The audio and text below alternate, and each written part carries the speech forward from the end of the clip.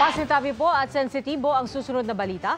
Isang bangkay na lalaki ang natagpo ang nakasako sa loob ng sarili niyang bahay sa Antipolo City. Nakatutok si Jamie Santos.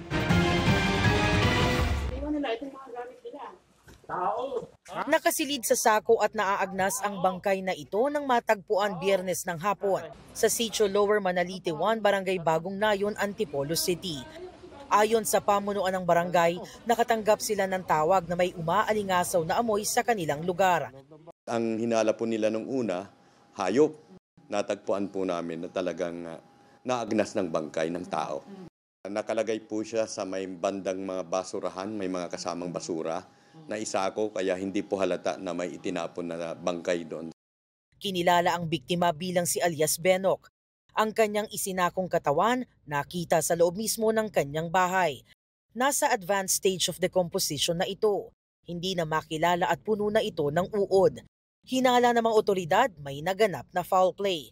Walang saplot ang biktima. Walang nakitang bakas ng dugo sa bahay.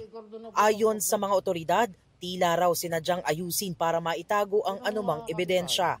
Person of interest si alias Ogro ang sinasabing huling taong nakitang pumasok sa bahay ng biktima noong July 22 at may dala raw itong martilyo.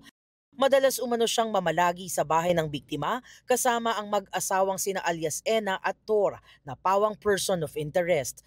Ayon po sa amin pong Proc leader ho doon, madalas nasasangkot po siya sa pananakit sa kanyang kinakasama. Tapos may bali-balita din po. Di umano sangkot din sa ipinagbabawal na gamot. Sigurado po ko nasa watchlist. Patuloy ang investigasyon ng Antipolo Police. Para sa GMA Integrated News, Jamie Santos, nakatutok 24 oras.